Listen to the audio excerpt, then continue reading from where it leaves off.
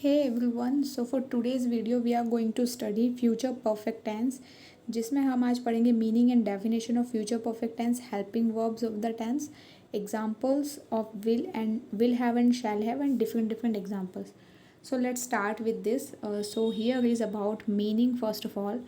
So meaning is written like this, that the future perfect tense is a verb tense used for actions that will be completed before some other point in the future. Means future के कोई एक point of time के पहले, मतलब एक particular कोई time आएगा उसके पहले तक वो काम पूर्ण हो चुका होगा.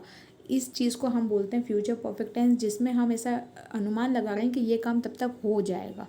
कई बार होता है ना कि हम बोलते हैं like I will have been build a new home for me in next some years, या जो भी हमें एक टाइम ड्यूरेशन बताना है अगर तो ठीक है. अदरवाइज अगर डायरेक्टली भी हम बोल सकते हैं लाइक आई विल हैव और आई शैल हैव. जो भी अगर आप जैसे मैंने बताया था कि अगर शैल तब लगाते हैं जब हम कोई भी चीज़ में कन्फर्मेशन बताना चाहते हैं, डिटर्मिनेशन बताना चाहते हैं. तो I can say like this that I shall have built a new home for me.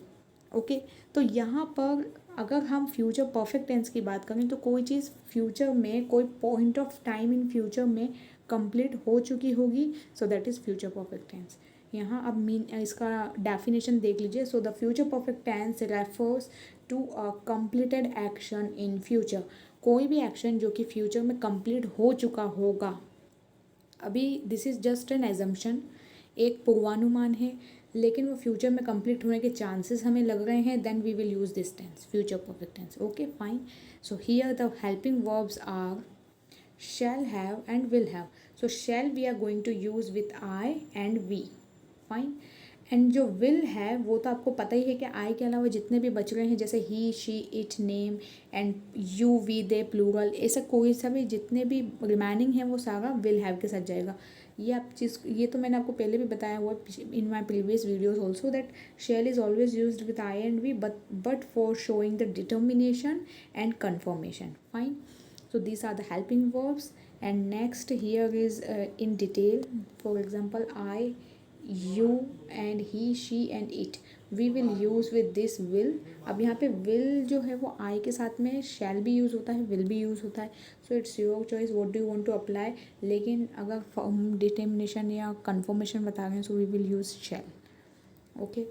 And here जैसे we can say in in short form, we will or I will, you will, he will, she will, it will and you will, we will, they will, like this.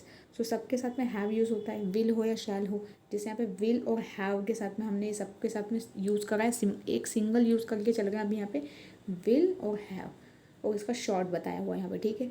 अब यहाँ पे लिए हैं different verb के third form, क्योंकि एक rule है और वो रूल ये है कि subject, will have and past participle. Past participle का मीनिंग मैंने आपको बहुत पहले एक वीडियो में बताया था, जिसका मीनिंग होता है वर्ब का third form. So the past participle में गोन आ गया, spoken, found, eaten, played, told, slapped, studied. तो ये सारी चीज़ें होती हैं परफेक्ट टेंस से रिगार्डिंग, जिसमें कि यहाँ पर बस इसमें विल इसलिए लिया है हमने, विल एंड हैव, क्योंकि मैक्सिमम अब जो है ना वो शैल का यूसेज ऑलमोस्ट ना के बराबर होता है और डिटर्मिनेशन शो करने में ही यूज़ होता है. तो या कोई कंफर्म्ड थिंग हम बताना चाहते हैं तो. अदरवाइज़ हम यूजुअली आई, वी, कुछ भी हो, कोई सा भी सब्जेक्ट हो, सबके साथ में विल ही यूज़ करते हैं. Then next slide is about the formulas. So here I have written like this, that subject, this is the positive formula, positive sentence का subject, helping verb, verb third form and object. Then negative में we will apply not, interrogative में we will put the helping verb up before the subject, okay, and question mark. Then negative interrogative, जिसमें negative भी है और interrogative भी है, उसमें हम क्या करते हैं, हेल्पिंग वर्ब तो आगे रखते हैं, नॉट भी लगाते हैं. और एक होता है डब्ल्यू एच, तो उसमें डब्ल्यू एच वर्ड आ जाता है. So W H word plus helping verb, subject, verb third form and object. सभी में फॉर्मूला वही फॉलो होगा जैसा पहले होता आया है अभी तक, जिसमें आपने प्रेजेंट में भी देखा होगा, पास्ट में भी ऐसा ही था. ठीक है. And here we are studying future. तो इनमें आपको कुछ भी ज़्यादा रिमेंबर करने की ज़रूरत नहीं, वर्ब का थर्ड फॉर्म ही यूज़ होता है सभी जगह. Okay, let's move on ahead. So here is short forms of future perfect tense. Future tense helping verb, future tense के जो हेल्पिंग वर्ब होती है ना, वो मैंने एक चीज़ आपको नहीं बताई थी, वो मैं यहाँ बता रही हूँ। दैट इज शैल नॉट का शांत हो जाता है SHAN and apostrophe T, okay, यहाँ पे जो लिखा हुआ है ये। और एक होता है विल नॉट, तो उसका हो जाता है वॉन्ट। तो विल नॉट का वॉन्ट तो यू नो पता ही होगा, लेकिन शैल नॉट का बहुत लोगों को नहीं पता होता, तो शैल नॉट का शांत होता है। So this is the helping verb. Next here we are going to study the future perfect tense के जितने भी फॉर्म जितने भी एग्जाम्पल्स हैं वो। I will have started, I will not have started, या I won't have started, then will I have started, question mark. You will have started, you will not have started, will you have started, ऐसे he will, she will have started, पूरा ये started पर ही बनाया हुआ है, और ये show करने के लिए कि सभी के साथ में आप will लगा सकते हो, this is just for showing that. अब in next these are the examples of future perfect tense. तो इसमें एक है first one, he will have worked during hard during exam.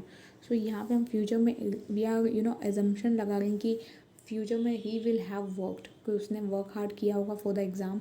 She will have gone to a foreign country, वो foreign country जा चुकी होगी। तो this is also we are just assumption लगा रहे हैं हम, ठीक है, एजम्पशन पूर्वानुमान लगा रहे हैं। तो इसीलिए ये सारे जितने भी हैं इनमें हैव विल हैव का यूज़ होगा और वर्ब का थर्ड फॉर्म लगेगा। और आप देख सकते हैं वर्ब के थर्ड फॉर्म को और विल हैव को मैंने हाईलाइट भी किया है यहाँ पर, और विद द रेड पेन से हाईलाइटेड है ये। Then next is they will have played basketball, we will have arrived in California, हम कैलिफोर्निया में पहुँच चुके होंगे। Will they have gone home by then, उस समय तक क्या वो घर जा चुके होंगे। So this is a question sentence. Next, और she will have eaten dinner, वो खाना खा चुकी होगी। I will have clear the entrance exam, मैंने एंट्रेंस एग्ज़ाम उस समय तक क्लियर कर लिया होगा। So these are all the things जो कि हम फ्यूचर में बोलते हैं। जैसे बोलते हैं ना कि एग्ज़ाम अगर हम सोच के रखते हैं कि चलो इसी तरह से मैंने स्टडी किया है, so I will have clear the exam, entrance exam या जो भी एग्ज़ाम है। तो this is the sentence. Next, मतलब फ्यूचर में कोई चीज़ हो जाएगी, इसका हम एक एजम्पशन लगा के मान के चल रहे हैं कि वो काम डन हो ही जाएगा, ठीक है। Next, they will have suffered from stomach x, उनको शायद स्टमक एक हो जाएगा क्योंकि इतना सारा खा लिया है, ठीक है, इस तरह से बात कर सकते हैं इस बारे में। Then he will have written an essay, उसने एक ऐसे लिख लिया होगा। We will have practised for the exam, हमने एग्ज़ाम से रिगार्डिंग प्रैक्टिस कर ली होगी। My father will have got a new job, अब यहाँ पे गॉटन कुछ नहीं होता है, got, get, got and got, ये तीन फॉर्म होते हैं। तो यहाँ पे आएगा got. So my father will have got a new job, मेरे फादर को न्यू जॉब मिल चुकी होगी। They will have forgotten all the marbles, तो वो सारे मार्बल्स भूल चुके होंगे, okay, forgotten. Then she will have read all the subjects, उसने सारे सब्जेक्ट्स पढ़ लिए होंगे। The teacher will have taught the science पढ़ा दिया होगा टीचर ने। Children will have played with dogs, okay, I will have studied all the syllabus. He will have traveled to the holy place, holy place means एक पवित्र जगह पे जा चुका होगा, वो ट्रैवल कर चुका होगा। They will have held a ball, उन्होंने बॉल ले ली होगी, होल्ड कर ली होगी, पकड़ ली होगी। A street dog will have beaten him, एक स्ट्रीट डॉग ने उसे काट लिया होगा। He will have become a successful guy, और वो एक सक्सेसफुल इंसान बन चुका होगा। So these all were the examples of future perfect tense. I hope this is understood to you. Thank you for now and let's meet in our next video.